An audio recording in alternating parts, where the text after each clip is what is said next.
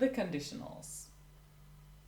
There are basically 5 main chapters dealing with conditionals, and today we're going to deal with 3 of them. We have the zero conditional, the first conditional, the second conditional, the third conditional, and the mixed conditional. There are a lot of conditional conjunctions. If, even if, providing that, provided that, and many others. Let's focus on if. Zero conditional is used for facts, for general truths, for habits. If you put ice cream on the sun, it melts. This is general rule. If you put ice on the sun, it melts. If people win a lot of money, they're always happy. First conditional. This is very often future in your language, but in English there is present tense after if. If it rains, I won't go there. If you help me, I will be very happy. There is present simple after if. The second sentence usually contains future simple. If I win, I will buy a new car. You can also swap the sentences. I will buy a new car if I win. On condition that I win. I will buy a new car. Don't mix if with in case. In case means a possibility. If means condition. You will get wet if you don't take the umbrella. So please, take the umbrella in case it rains. The second conditional. The if sentence contains past simple now, but still it means something in the future or in the present. If I won, I would buy a new house. So you wish.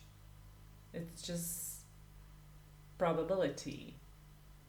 It's just a dream. It's quite unreal. I would do it if he asked me. So I'm actually waiting if he can ask me. So we have past simple after if, and the second sentence is usually with would or should or could or might. If you needed me, I would be there for you. If I were you, I wouldn't do that. You can use were after the first or third person singular here. So, to put it all together, zero conditional.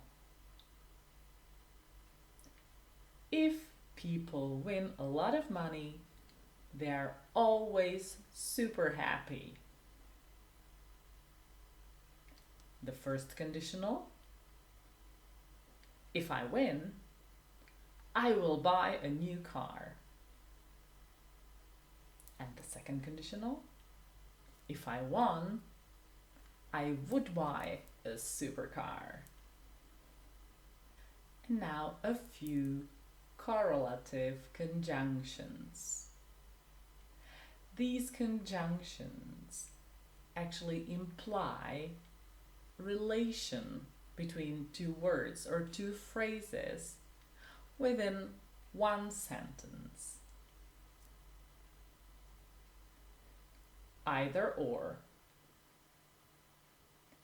Either Tom or Sally can go with us.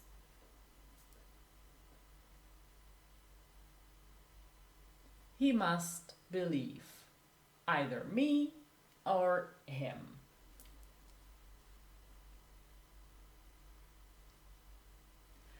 Neither nor.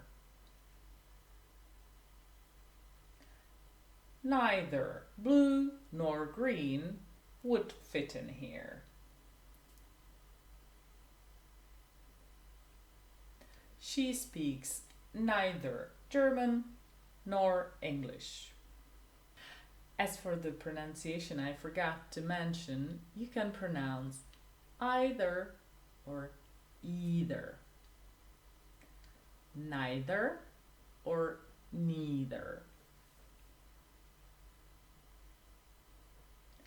Another correlative conjunctions are both and. Both children and adults are welcome to the club.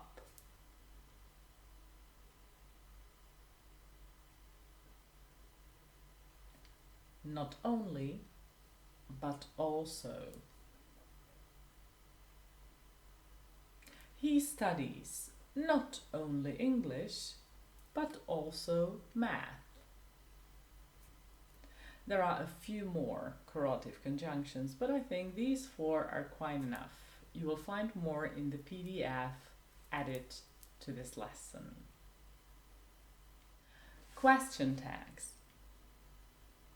Question tags are mini questions added to the sentence, and we use them when we want to confirm something, when we want to be sure about something.